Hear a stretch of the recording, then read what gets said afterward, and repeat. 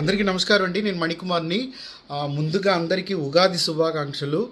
అలాగే మనకి ఇంట్లో పూజ గదికి సంబంధించిన కంచు గంటలు అయితే అడిగారు. సో కంచు గంట అయితే చూపిస్తున్నాను. ఇది కంచు గంట అనమాట. సో ఇది ఫ్యాన్సీగా ఉంటుంది. ఇది ఫ్యాన్సీ కంచు గంట. అయితే ఇది వచ్చేటప్పటికి మనకి టిబెట్ వాళ్ళు వాడేటట్టు ఉంటాయి అన్నమాట.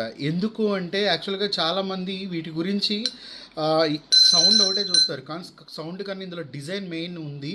సో ఇది ఏదైతే పైన ఉంది చూసారా, ఈ పైన అంతా కూడా మీకు క్రౌన్ అంటారు, అంటే కిరీటం, ఒక వజ్ర కిరీటం లాగా కిరీటం. దాని చుట్టూతో కూడా ముసలి క్రొకోడైల్ ఫేసెస్ అనమాట ఈ క్రౌన్ చుట్టూతా. అలాగే ఇక్కడ ఏదైతే ఫేస్ కనిపిస్తుందో ఇది విజ్డమ్ ఫేస్ అంటారు. ఇది విజ్డమ్ ఫేస్ అనమాట. అలాగే ఇక్కడ వచ్చేటప్పటికి మనకి 8 కనిపిస్తున్నాయి చూసారా, వీటిని మీకు పెటల్స్ అంటారు. 8 పెటల్స్ అని పిలుస్తారు వీటిని. బౌద్ధ సత్వాస్ అంటారు. అలాగే 8 పెటల్స్గా సూచిస్తారనమాట. ఇంకా కింద ఏదైతే ఈ డిజైన్ ఉంది ఇది వజ్ర ఫెన్స్ అంటే ఏంటంటే మనం బార్డర్ ఫెన్సెస్ వేస్తాం కదా, ఇంటికి కంచె అంటారు చూసారా, ఆ కంచె అంటారు దీన్ని, వజ్ర ఫెన్స్ అంటారు దీన్ని. సో ఇందులో చాలా అర్థం కూడా ఉంది.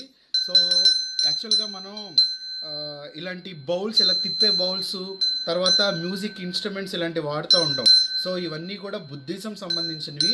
సో ఇది చక్కగా మన ఇంట్లో ప్లే చేసినా కూడా చాలా ప్రశాంతంగా ఉంటుంది. సో ఇది వచ్చేటప్పటికి మనకి కంచుతో వస్తుందన్నమాట.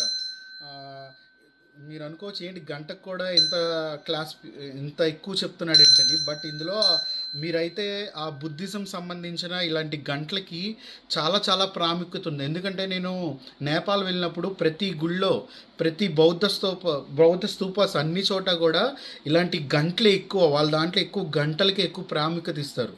సో ఇది చాలా చాలా బాగుంటుంది ఇంట్లో ఏదో నెగిటివ్ ఎనర్జీ పోవడానికి, అలాగే మనం రోజు ప్లే చేయటానికి.